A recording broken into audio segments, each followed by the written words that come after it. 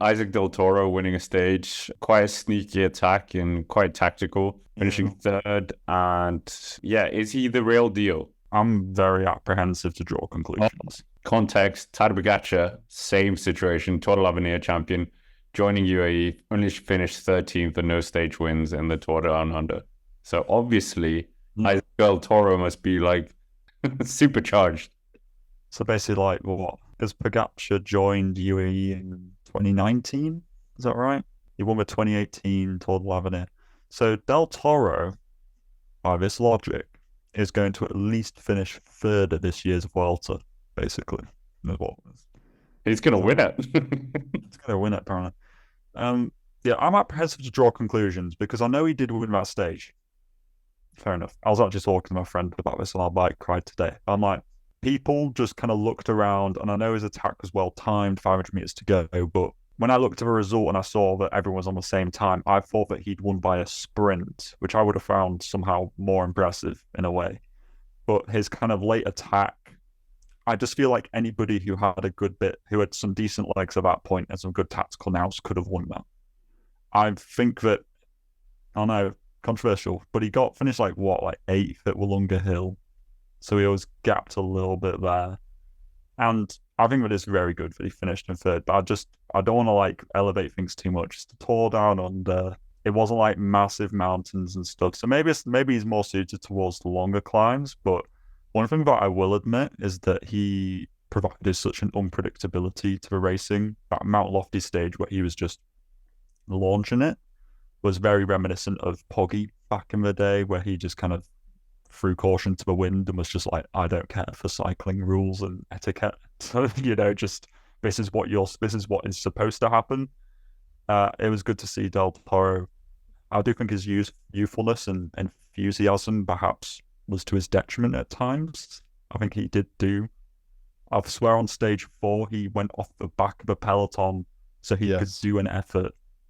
And it's that kind of stuff where I'm like, I really like that.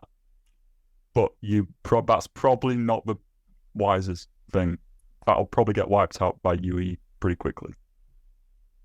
Yeah, that was like a really odd thing to do for a World Tour rider, to be like, oh, I'm bored. I just want to test my legs for tomorrow. Just to go to the back of the group and sprint past the whole peloton. That was really odd. But the stage win he got was incredibly impressive. And I mean, it's quite refreshing to see like a wonder kid like this jump onto the World Tour and start winning straight away, because usually there's like incubation years for hikes and brews, but here we had a straight away. That might jump onto the World Tour. When the kids jump up onto the World Tour level and start to win straight away, usually have to wait for that anticipation and the hype to brew and marinate for like a season or two.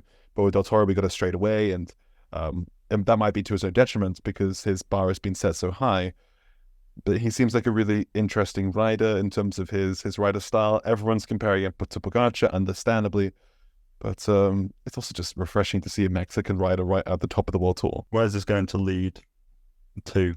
Because I agree, I thought it was really cool. Are we going to be able to build on this and go for some? Is he going to do something else in the season, or is this just like it? Like, is he not really going to do much else? Was it just like a good peak in form when other people weren't in quite as good form? It's hard to tell when you get the Tour Down Under, but like when you get some more there's more grandiosa that comes from if he got the same finishing in GC, but it was in a Basque country, a Tirreno, a Paris-Nice, just because of the level of competition and the terrain that it goes over. But it's very good signs to begin with that he can tussle it over quite punchy terrain, which maybe is not his strong point. Maybe he's better at the longer climbs. So it shows that he's very versatile and also just not afraid to attack, which I think we can all get on board with, because we don't want cagey racing. That's boring and lame. We do not want that. So Del Toro is definitely in the good books.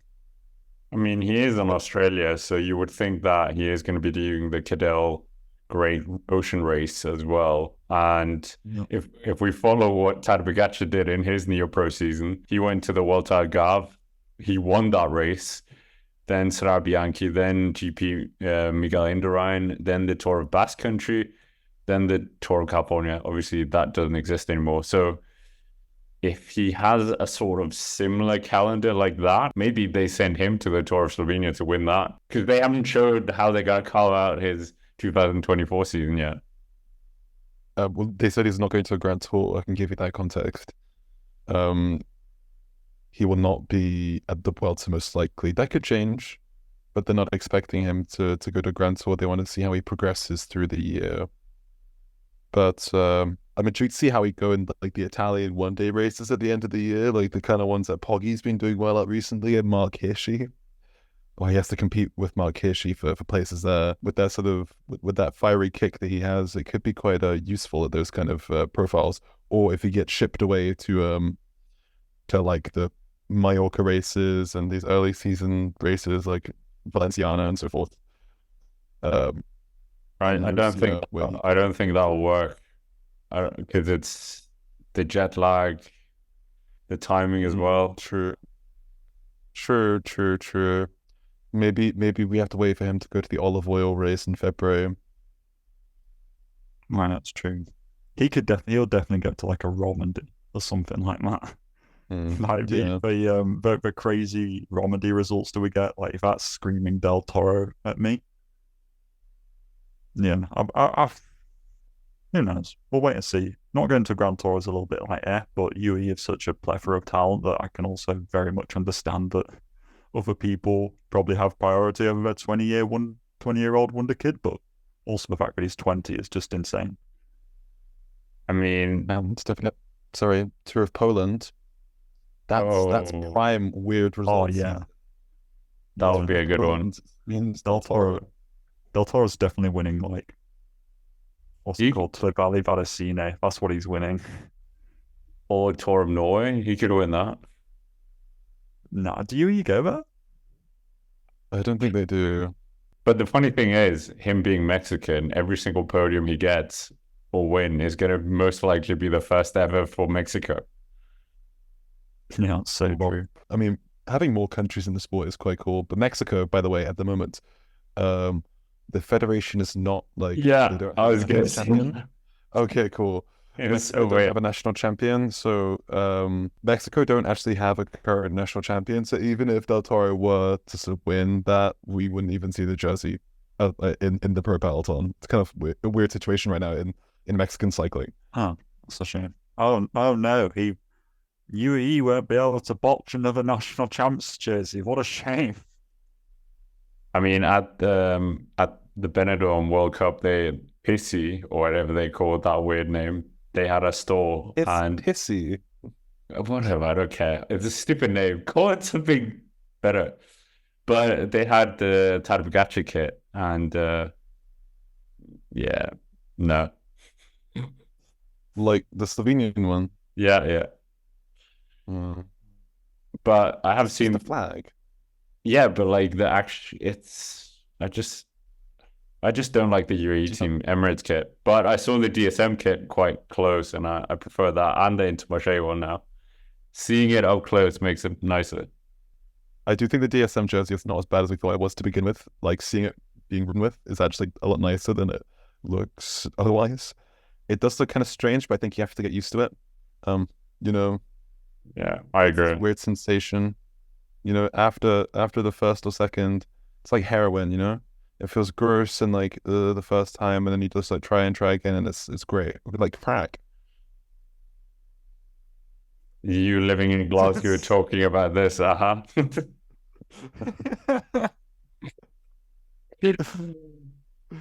Anyway, Isaac Del Toro. I mean, him being with Tadej Pogačar, Almeida, all them, and what you had said as well, it doesn't look like a Grand Tour is going to be on the cards anyway, because it's full. Yeah. I think we need to see what his time trialing's like. UAE, please send him to a stage race with a time trial, because we need to really understand that part as well, because we haven't really got a gauge on that. So we need to see what his time trialing's like. My interest is going to be, obviously, if he's not doing one this year, he'll probably do one next year. But UAE with whether Yates, Pogacar, Ayuso, Almeida. Now throw Del Toro in there, plus however many other people they might or may not sign. Where is Del Toro going to fit into this? Is somebody going to get booted out of UAE at the end of this year to make room for this rising star? I think that he's probably going to be good enough where he's going to need some like sole leadership, or at least, co-leadership. And I just don't think UAE's got the space for that at the moment. Anyways, we might as well move it on. Can't all be about Mexican super talent. In terms of the Tour Down Under as well, I heard this on a